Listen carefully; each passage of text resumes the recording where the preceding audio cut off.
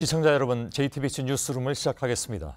영수증 없이도 맘대로 쓴다는 국정원의 특별활동비는 그 규모가 엄청나서 늘 놀라움의 대상이었습니다.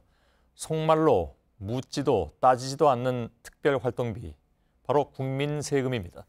그 돈이 청와대로 상납됐다면 우리는 또다시 이게 나라냐라는 말을 되뇌일 수밖에 없습니다.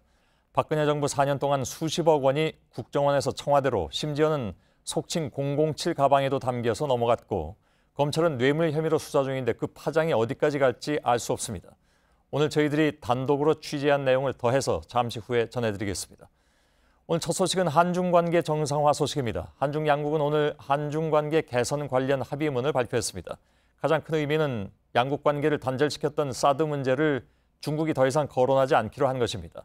양국 관계 정상화는 북핵 문제 해결을 위한 반가운 소식일 뿐만이 아니라 우리 경제에도 큰 도움이 될 것으로 보입니다. 먼저 박현주 기자의 보도입니다. 한국과 중국이 한반도 사드 배치를 둘러싼 갈등을 풀고 모든 분야의 교류 협력을 정상적인 발전 궤도로 조속히 회복시켜 나가기로 합의했습니다. 양국 외교부는 오늘 오전 한중 관계 개선 관련 양국 협의 결과를 동시에 발표했습니다. 발표문에는 북핵 문제의 평화적 해결 원칙을 재차 확인했으며 모든 외교적 수단을 통해 북핵 문제 해결을 지속적으로 추진해 나가겠다는 내용 등이 담겼습니다. 사드에 대한 입장 정리도 이뤄졌습니다. 한국 측은 중국 측의 사드 문제 관련 입장과 우려를 인식하고 중국의 전략적 안보 이익을 해치지 않는다는 점을 분명히 했다고 밝혔습니다. 이에 대해 중국 측은 국가 안보를 지키기 위해 한국에 배치된 사드 체계를 반대한다는 기존 입장을 유지했습니다. 다만 한국 측이 표명한 입장에 유의했으며 한국 측이 관련 문제를 적절하게 처리하기를 희망한다고 밝혔습니다.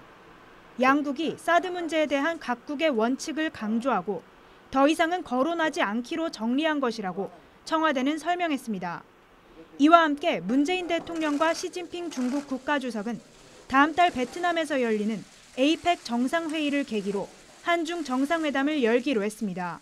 모든 분야의 교류 협력을 정상적인 발전 궤도로 조속히 회복시켜 나가기로 한 합의 이행의 첫 단계 조치라 할 수 있겠습니다.